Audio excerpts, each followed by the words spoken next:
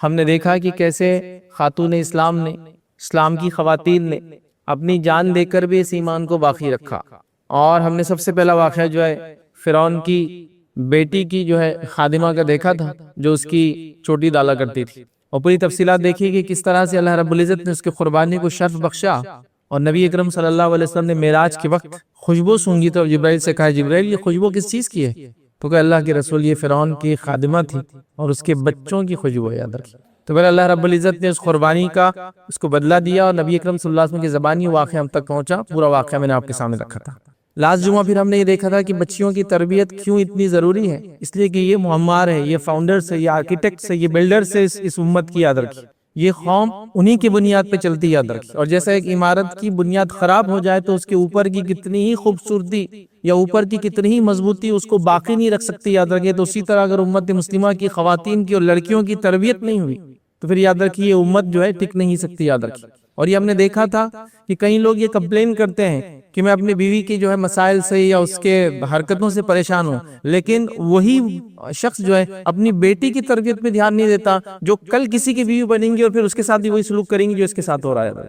تو لہٰذا ہم لوگ کوئی تیار نہیں، یاد رکھیے کہ کہاں سے شروع کرے۔ تو میں کہوں گا کہ اولاد کی تربیت بڑی اہم چیز ہے، اور لڑکی کی تربیت اس میں سب سے اہم چیز ہے، یاد رکھیے۔ اس لیے کہ اسی سے لڑکے اور لڑکیاں پھر پیدا ہوں گی اور قوم اور نسل اور ملت آگے چلنے والی، یاد رکھیے۔ لہٰذا قوم نے یاد رکھی لڑکیوں کا حال یہ کر دیا جو پچھلی بار دیکھا تھا، پڑھائی کے نام پہ مکمل طور سے 20-22 سال تک ان کو ہر قسم کی تعلیم سے، ہر قسم کے فن سے، ہر قسم کے ہنر سے دور رکھ دیا گیا۔ کیوں؟ بچی پڑھ رہی ہے، بچہ پڑھ رہا ہے، بچوں کے ساتھ بھی ہو رہا ہے، لیکن پھر بھی وہ ریئل لائف میں کیسے نہ کیسے آ جاتے ہیں۔ ایک لڑکی جو ریئل لائف میں نہ ہو اور اس کی شادی کر دی جائے 20-22 سال میں، اب بتائیے وہ گھر جاتے کیا کریں گی؟ اس کو تو کچھ بھی نہیں آتا ہے، اس کو تو کوئی بھی چیز سمجھتی نہیں ہے، اور یہ کہا جاتا ہے کہ بھائی ان کو تو کچھ آتا نہیں ہے، اب آپ اس کو لے جا کے وہاں سکھائیے۔ یہ کیسے ممکن ہو سکتا ہے؟ درکی تو بہرحال یہ بڑی اہم چیز ہے۔ آئیے چند اور واقعات آپ کے سامنے رکھوں گا، کیونکہ ہم نے طے کیا تھا کہ کچھ اہم اور واقعات ہم دیکھیں گے، اور ہر ایک واقعے سے ہم ایک نصیحت اور ایک سبق لینا چاہ رہے ہیں۔ تو آئیے آج جو واقعات آپ کے سامنے خاص طور سے رکھوں گا وہ نکاح سے متعلق واقعات ہوں گے۔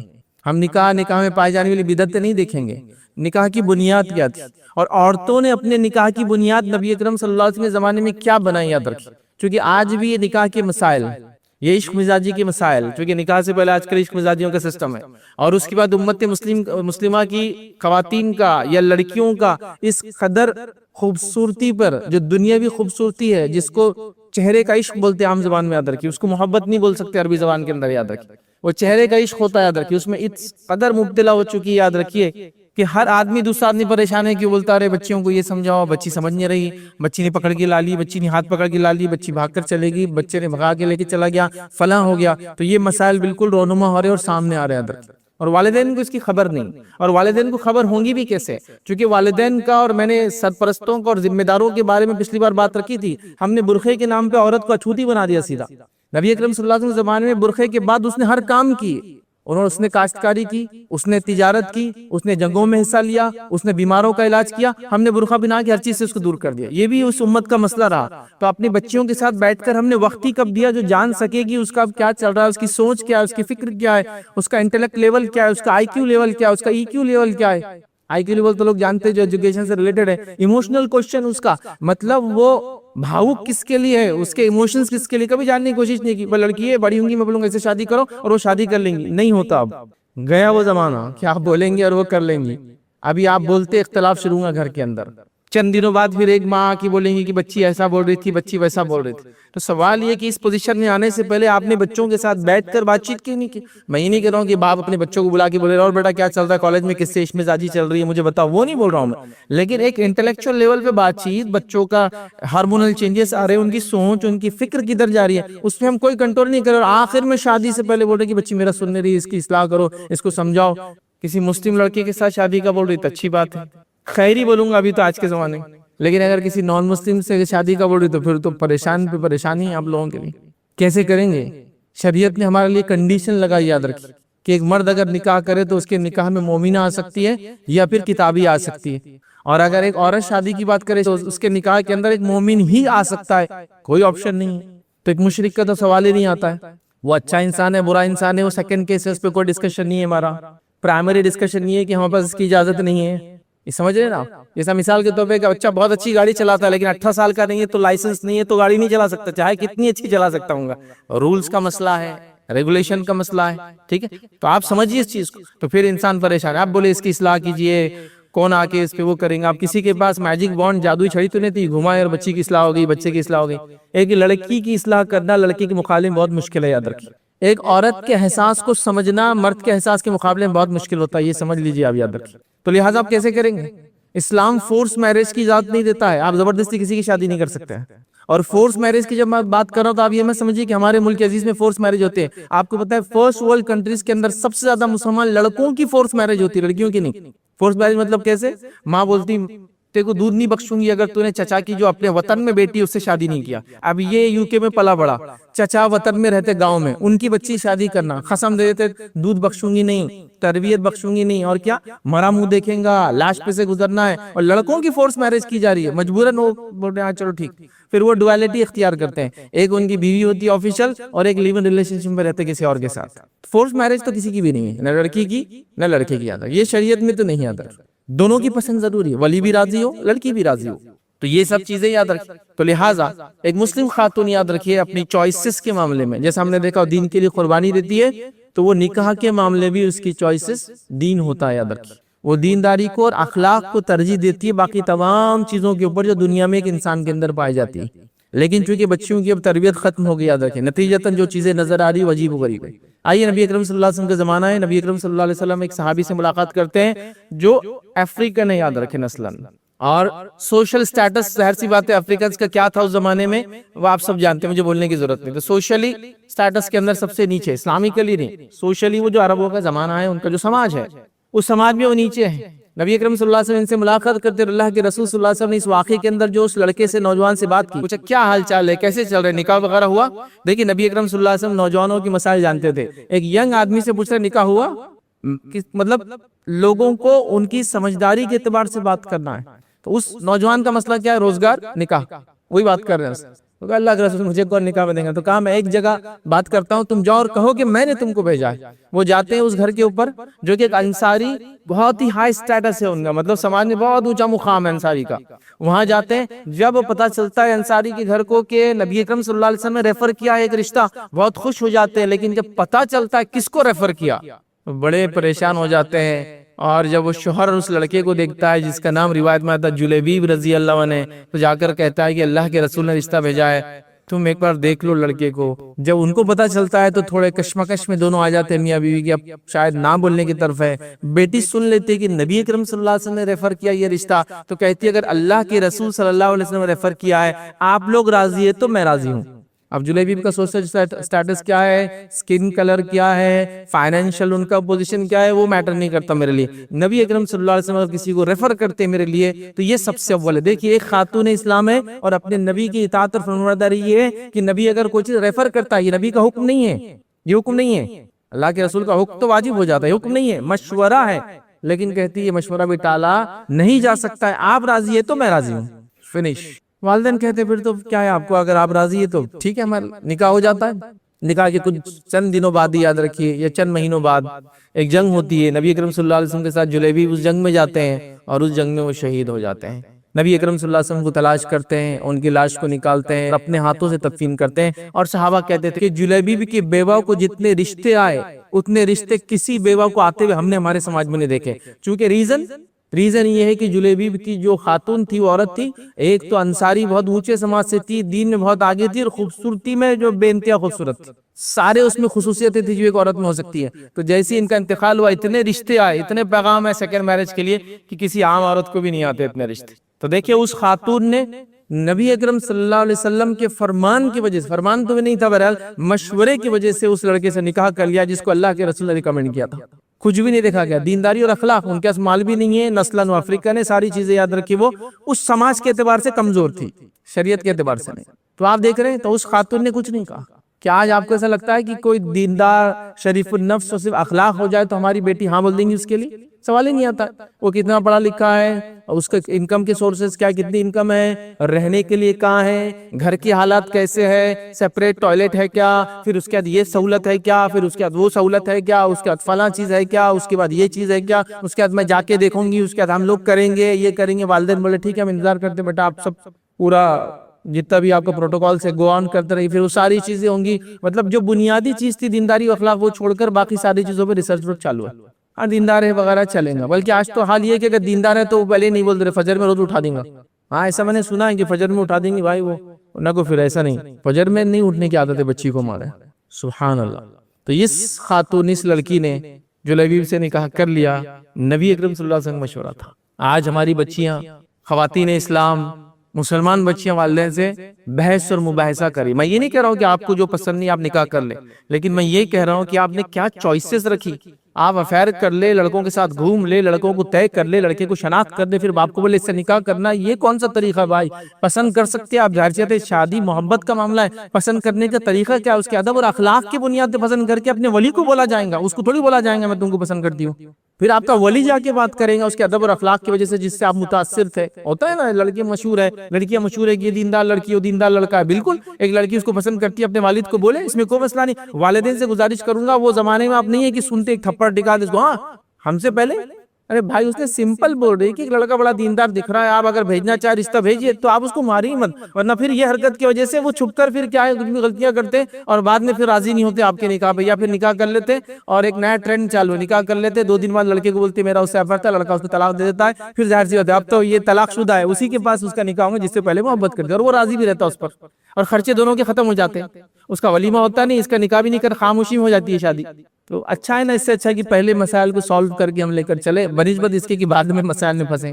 تو نبی اکرم صلی اللہ علیہ وسلم نے یہ کیا. آئیے دوسرا ہم واقعہ سنتے ہیں، اور بڑے بہترین واقعہ یاد رکھیے. اس کو اگر ایک اینگل دیکھیے، محبت ایک مرد کو عورت سے ہونا اور میاں بیوی کی جو محبت ہوتی ہے یہ شرعی چیز یاد رکھیے. اور یہ اگر شریعت سے ہٹ کر بھی لیے تو یہ نیچرل اٹریکشن ہے میل اور فیمیل کا، یاد رکھیے. تو نبی اکرم صلی اللہ علیہ وسلم کی بیٹی ہے جو سب سے بڑی بیٹی ہے آپ کی، زینب بنت محمد. تو زینب رضی اللہ عنہا یاد رکھیے، ان کا نکاح یاد رکھیے ابو العاص سے ہوا تھا. اس کے بعد نبی اکرم صلی اللہ علیہ وسلم نے دعوت دی، یہ ایمان لائی. بالکل اولین عورتوں میں سے یہ یاد رکھیے، اولین انسانوں میں سے چاروں بیٹی اللہ کے رسول کی ایمان لائی تھی. اس کے بعد انہوں نے اپنے شوہر سے کہا کہ میں چاہتی ہوں کہ جو میرے والد دین پر لے کر آئے اور انہوں نے نبوت کا اعلان کیا تو آپ ان کو مان لو.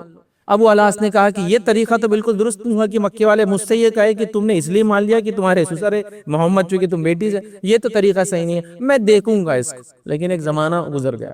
اس کے بعد نبی اکرم صلی اللہ علیہ وسلم نے ہجرت کرنے کا ارادہ کیا تو بعد میں انہوں نے ہجرت کی. تو اس سے سمجھ میں آ رہا وہ کتنی شدید محبت کرتی تھی اپنے شوہر سے اور چاہتی تھی کہ وہ اسلام پر آ جائے. لیکن ظاہر سی بات ہے جسمانی دوری رکھے ہوئی تھی، یاد رکھیے، تاکہ شوہر بھی اسلام قبول کر لے تو پھر زندگی گزر جائے.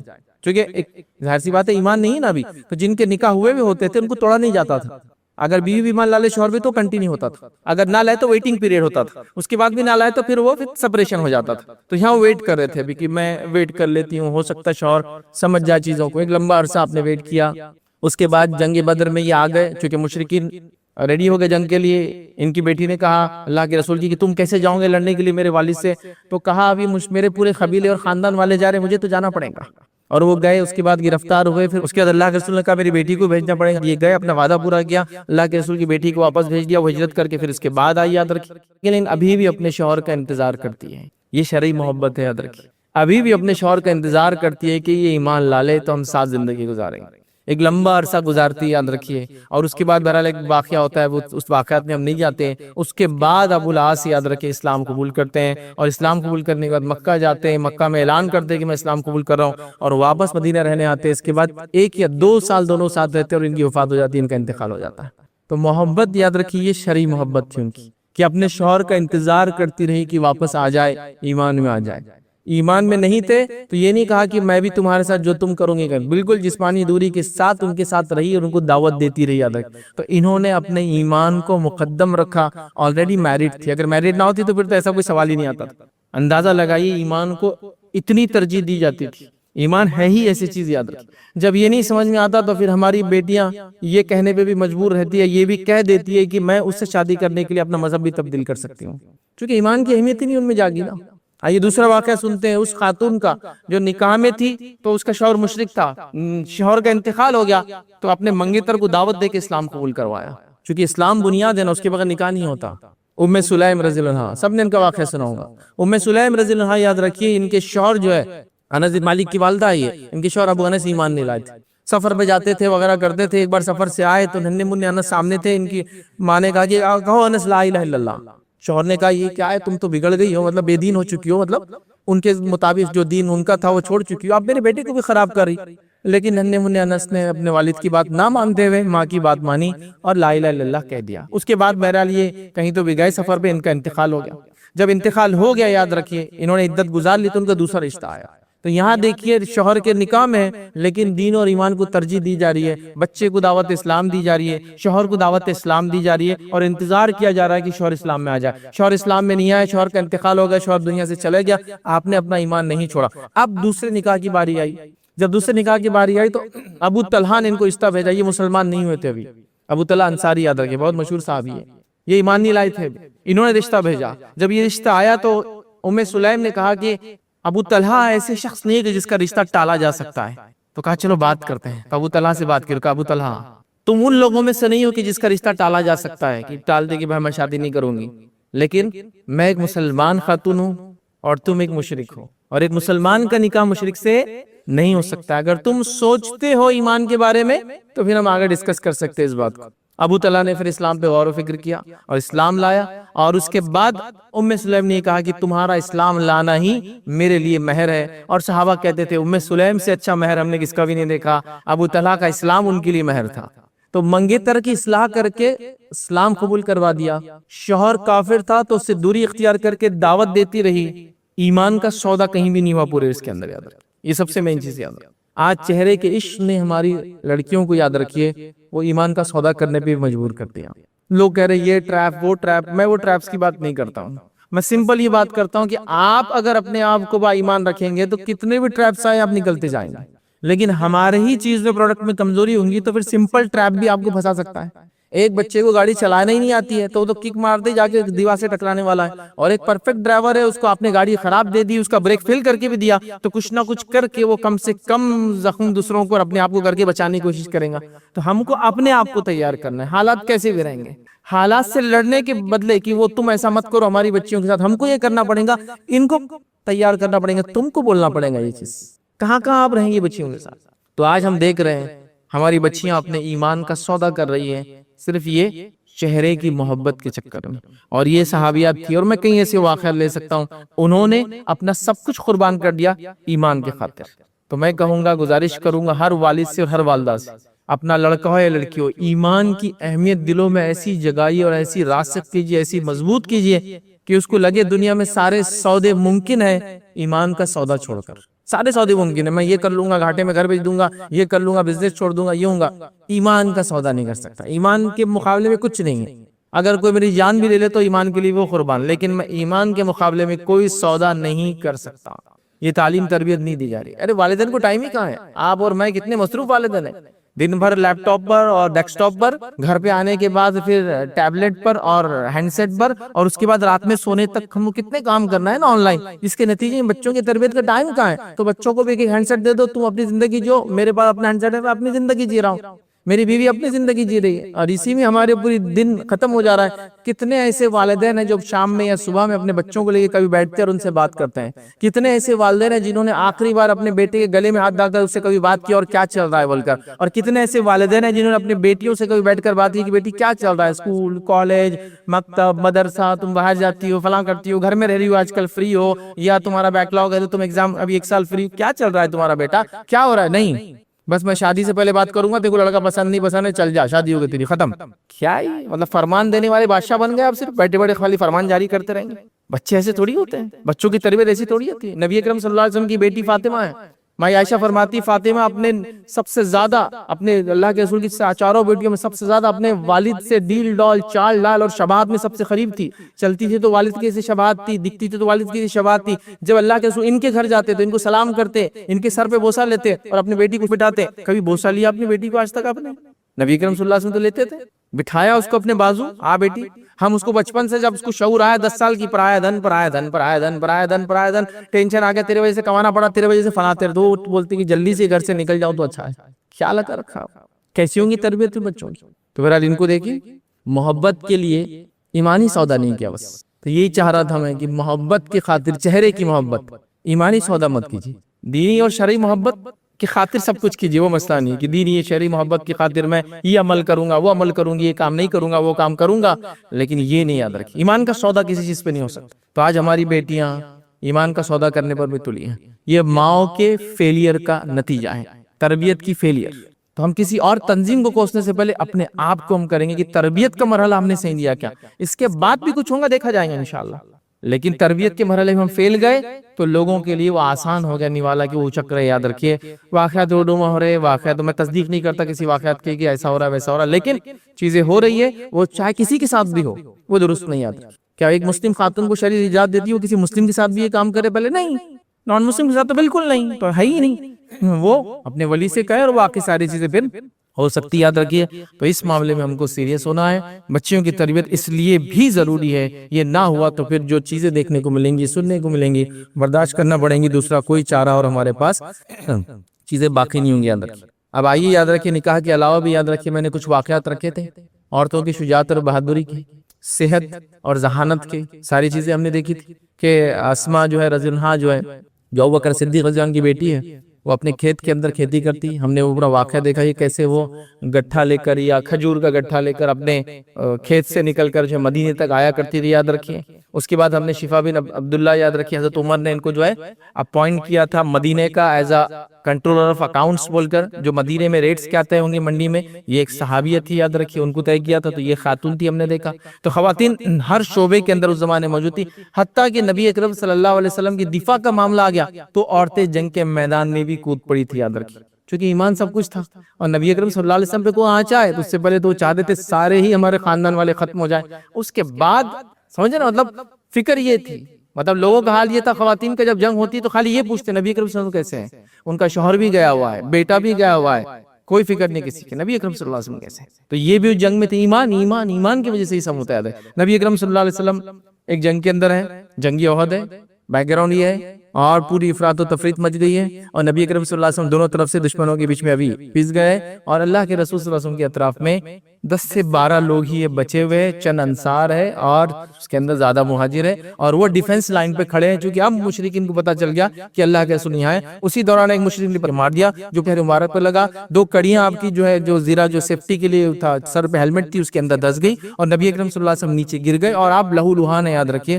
اور اس حالت میں آپ نیچے اپنے گھوڑے سے بھی نیچے اترے ہوئے۔ اس وقت خود نبی اکرم صلی اللہ علیہ وسلم کی روایتیں موجود ہیں، اور آپ فرماتے ہیں روایت کے اندر کہ جب میں نیچے تھا احد کے اندر تو میں نے جدھر نگاہ اٹھائی اور دشمن نے جدھر سے مجھ پر حملہ کیا، میں نے ام عمارہ کو اپنے سامنے کھڑا ہوا دیکھا، ان کا نام نصیبہ تھا، اور ام عمارہ انصاریہ ایک صحابیہ تھی یاد رکھیں، اور میں نے ام عمارہ کو اپنے سامنے اب میرے دفاع کے لیے کھڑا ہوا دیکھا۔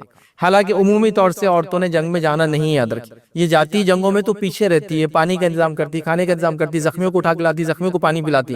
ضرورت پڑ گئی تھی، نبی اکرم صلی اللہ علیہ وسلم کی بات آ گئی تھی نا کہ اب نبی اکرم صلی اللہ علیہ وسلم پر اٹیک ہو رہا ہے، تو ظاہر سی بات ہے اب ان کے لیے اپنی جان کی کوئی اہمیت باقی نہیں رہی تھی، اور یہ بھی جنگ کے میدان میں کود گئی تھی، نہ صرف خود کودی، اور نبی اکرم صلی اللہ علیہ وسلم نے بھی ان کو گائیڈ کیا، چونکہ آپ ابھی نیچے تھے اپنے گھوڑے سے اور یہ ڈیفنس لائن پہ کھڑی تھی۔ ایک مشرک نبی اکرم صلی اللہ علیہ وسلم کی طرف بڑھا، یہ بیچ میں آ کے کھڑے ہو گئی، اس نے گردن پہ اٹیک کیا، گردن پہ مارا، گردن پہ مارتے ہی اتنا خون نکلنا، چونکہ گردن بہت نازک جگہ ہوتی ہے اور خون کی روانی تیز ہوتی ہے، اور اللہ کے رسول نے ان کے بیٹے کو آواز دی، جو ڈیفنس میں آ چکے تھے اللہ کے رسول کے آس پاس ہی تھے، انہوں نے اس میں کپڑا وغیرہ لگایا، اور روایت میں آتا اس زخم کو سوکھنے کے لیے سالوں لگ گئے تھے، ایئرز بچ گئی وہ، لیکن سالوں لگے اس زخم کو سوکھنے کے لیے، اور اس جنگ میں اللہ کے رسول کی دفاع میں انہوں نے 12 زخم اٹھائے۔ اس کے علاوہ جنگ یمامہ میں ان کا ایک ہاتھ شہید ہوا، یہ بعد میں بھی اللہ کے رسول کی بات ہدف کر کے دور، تب بھی شریک نہیں تھی جنگ میں، پیچھے تھی، ضرورت پڑنے پر پھر میدان میں آ گئی۔ تو ایمان کے لیے اب جان بھی کچھ نہیں رہی، سودا کر لیا اس کا، ڈیفنس لائن پہ کھڑے ہو گئے، آپ سمجھ رہے بات؟ تو یہ اصل چیز ہے ایمان، ایمان کو بچانا، ایمان کے لیے وہ کرنا۔ اب نبی اکرم صلی اللہ علیہ وسلم بات آ گئی تو یہ ہے ام عمارہ کا واقعہ، سمیہ کا واقعہ تو آپ سب جانتے ہیں رضی اللہ عنہا، اب اس کو ریپیٹ کرے کوئی فائدہ نہیں۔ یہ اسلام کے لیے پہلا انسان ہے جس نے شہادت دی، عورت نہیں، پہلی عورت بولنا غلط رہے گا، پہلا انسان ہے، اور وہ ایک عورت تھی جس نے اسلام کے لیے شہادت دی، اور دوسرا انسان جس نے اسلام کے لیے شہادت دی انہی کے شوہر تھے، اور وہ مرد تھے، لیکن تو اسلام کے لیے پہلی شہادت ایک عورت نے پیش کی، دوسری شہادت ایک مرد نے پیش کی، دونوں میاں بیوی، ہسبینڈ اینڈ وائف ہے، اور دونوں غلام تھے، اور ان کے بیٹے عمار یہ بھی غلام تھے۔ اس غلام خاندان کو بہت مشرکین نے تنگ کیا، اتنا تنگ کیا کہ کبھی کبھار دھوپ میں کھڑے کر دیتے، اللہ کے رسول وہاں سے گزرتے اور کہتے تھے کہ اے آل یاسر، ان کی شوہر کا نام یاسر تھا، تم صبر کرو، تمہارا ٹھکانہ جنت میں میرے ساتھ ہوگا۔ تو انہوں نے قربانی دی. اور ابو جہل انتظار ہی کرتا رہے گا کہ کبھی سمیہ کے چہرے پہ میں کوئی ایسی چیز دیکھوں گا جس سے مجھے خوشی ہوں گی، چونکہ شوہر بھی مان نہیں رہا تھا، بیٹا بھی مان نہیں رہا تھا. عورت کمزور ہوتی ہے، اس کو لگا کہ یہ کمزور ہے، شاید مان جائے، شاید پلٹ جائے اسلام سے. آخر تک نہیں پلٹی اسلام سے، حتیٰ کہ جو اسلام کے لیے جان دے دی، اور ابو جہل نے ان کو قتل کر دیا. بہت تکلیفیں ایزا دی، اور بعد میں پھر نیزے کے ذریعے ان کو مار دیا. یاد رکھیے. اور بہرحال چلے گی دنیا سے، ہنستے ہنستے چلے گی. تو اسلام کے لیے اس خاتون نے جان دے دی. اور آج ہماری خاتون کسی سے محبت کے چکر میں جان لینا چاہ رہی ہے، خود کی بھی اور دوسروں کی بھی.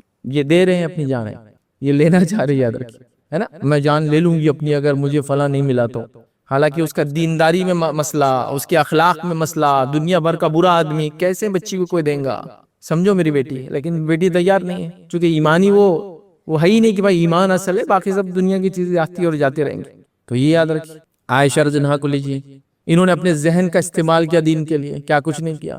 یہ ایک عالمہ تھی، اور ان سے کئی لوگوں نے، مردوں نے آ کے علم حاصل کیا. روایتوں میں الفاظ ہے کہ اتنے لوگوں نے آ کے ان سے علم حاصل کیا، اور کئی باتیں نبی اکرم صلی اللہ علیہ وسلم کی انہوں نے بیان کی، اور جو ہم تک پہنچی جو ان کے علاوہ کسی نے بیان نہیں کی. ان کے بھانجے اور ان کے بھتیجے کے ذریعے بہت ساری باتیں ہم تک آئی، جو روایتیں، چونکہ دونوں کے لیے محرم تھی، ایک کی خالہ تھی، ایک کی پھوپھی تھی، اور دونوں آتے تھے اپنے خالہ کے پاس. آتے تھے عبداللہ بن زبیر، یہ سگے بھانجے ان کے، اسماء بنت ابوبکر کی بیٹے ہیں وہ، یاد رکھیے. تو اپنی خالہ کے پاس آ کے علم حاصل کرتے تھے.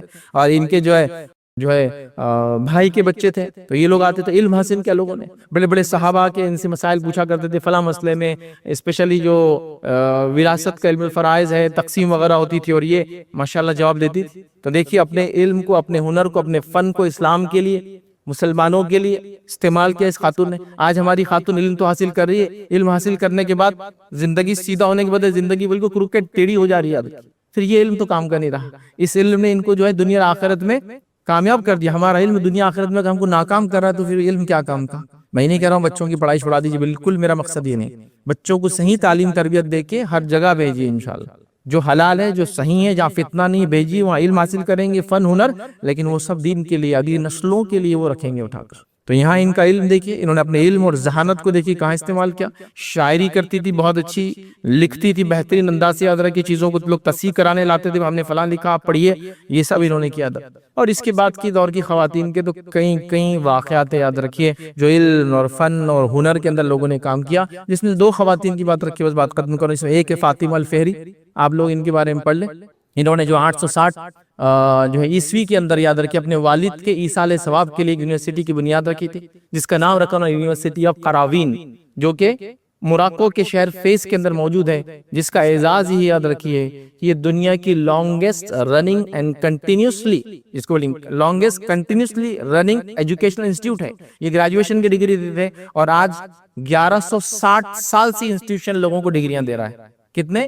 1 ملینیا سے زیادہ ہو چکا ہے، 1160. اور دنیا کی سب سے پہلی یونیورسٹی ہے، آپ آن لائن جا کے ڈالیے ورلڈز فرسٹ یونیورسٹی، اسی کا نام آئے گا بغیر اختلاف کے.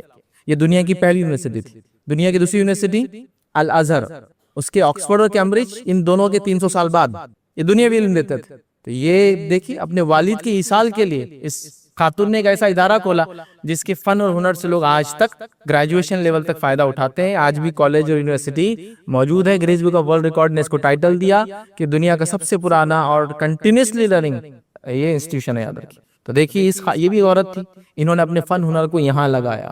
آخری بہرحال مثال دوں گا، یاد رکھیے ایک خاتون جو مشہور ہے مریم الاسٹولابیہ کے نام سے. بہرحال ان کا نام یاد رکھیے اجلیہ آتا ہے، الاجلیہ آتا ہے روایتوں کے اندر، یاد رکھیے. لیکن بہرحال مریم ایسٹرولابیہ آپ ڈالیں گے تو مل جائیں گے. ایسٹرولیب ایک زمانے میں انسٹرومنٹ ہوتا تھا جو جی پی ایس کے ساتھ کام کرتا تھا. وہ اس زمانے کا سب سے سوفسٹیکیٹڈ انسٹرومنٹ تھا، یا جس کو لوگ کہتے ہیں کمپیوٹر کی ایجاد سے پہلے سب سے سوفسٹیکیٹڈ انسٹرومنٹ ایسٹرولیب تھا، جس کے ذریعے آپ ستاروں کے ڈائریکشن سے راستے، یہ وہ جی پی ایس تھا اس زمانے کا. اس کے اندر مہارت رکھتی تھی. ان کے والد بھی جو یہ بناتے تھے، انہوں نے اس کو نیکسٹ لیول بنا دیا، مطلب چیزوں کو آئیڈینٹیفائی کرنا، فلاں کرنا، یہ کرنا. تو یہ بڑی مشہور تھی، یاد رکھیے. تو سائنس میں، علم فلکیات میں مہارت رکھتی تھی، جبھی تو ایسٹرولیب کو اس ڈھنگ سے ڈیزائن کیا، اور سائنس نے ان کے اس فن کا اعتراف کیا. اور ایک مین بیلٹ ایسٹرائیڈ ہے جس کا نمبر ہے 7060، اس کا نام جو ہے یہ رکھا گیا الاجلیہ، تاکہ ان کو ہوتا ہے نا، یہ لوگ ایسے ہی کرتے ہیں سائنس میں، کسی نے یہ تارا ایجاد کیا تو اس کے نام سے وہ تارے کا نام، فلاں نے یہ کیا تو اس کے نام سے فلاں ایسٹرائیڈ کا نام. تو ان کے نام سے ایک پورا ایسٹرائیڈ بیلٹ ہے جس کا نام دیا الاجلیہ، چونکہ انہوں نے بہت بڑے بڑے کارنامے انجام دیتے تھے، تو لوگوں نے اعتراف کیا. مطلب آج کل لوگوں کا یہ طریقہ ہے سائنٹیفک کمیونٹی میں جو چیز جو یاد کرا اس کے نام سے کرتے ہیں، سب پاسکلز فلاں کیلونس یہ وہ ہوتا ہے، ان کے نام سے پورا اسٹروائڈ بیلٹ دیا کہ انہوں نے علم فلکیات کے لیے کام کیا. تو بھائی یہ کرنے کے کام ہے، پڑھو لکھو تعلیم یافتہ بنو، لیکن دین کے بعد ساری چیزیں آئیں گی. تو بہرحال بس یہی گزارش کروں گا امت مسلمہ سے کہ اپنی بچیوں کی تربیت میں خاص دھیان دیں، ان کو سکھائے کہ شرعی محبت کس سے کب اور کیسی ہونا چاہیے، ان کو سکھائے کون سی محبت جائز ہے اور کون سی محبت جائز نہیں ہے، تاکہ پھر ہم انشاءاللہ عزیز تو ایسی مائیں دیکھیں گے اس سماج کے اندر، پھر ویسے بچے دیکھیں گے جو دنیا کے اندر بڑے بڑے کارنامے انجام دیں گے، دینی اعتبار سے بہت آگے ہوں گے، آخرت کے اعتبار سے بھی کامیاب ہوں گے، اور دنیا میں بھی ذرہ برابر پیچھے نہیں رہیں گے وہ بچے، یاد رکھیے. تو لہٰذا یہ تربیت کی سب ضرورت ہے. اسی کی بنیاد پر کہ جو حالات چل رہے ہیں، تو حالات سے نمٹنے کا طریقہ لوگوں سے لڑنا، تنظیموں کے خلاف کام کرنا نہیں ہے. حالات سے نمٹنے کا طریقہ ہے اپنی امیونٹی کو بڑھانا ہے اتنی زیادہ کہ پھر بیماری مجھ پہ اثر نہ کر سکے. ٹھیک ہے، بیماری سے بھی لڑنا ہے کہ مچھر کاٹ رہے بیماری ہو رہی اس کو بھی دور کریں گے، لیکن ہم اپنے آپ کو بھی اتنا طاقتور بنائیں گے کہ اس کا اثر نہ، باڈی خود امیونٹی ڈیولپ.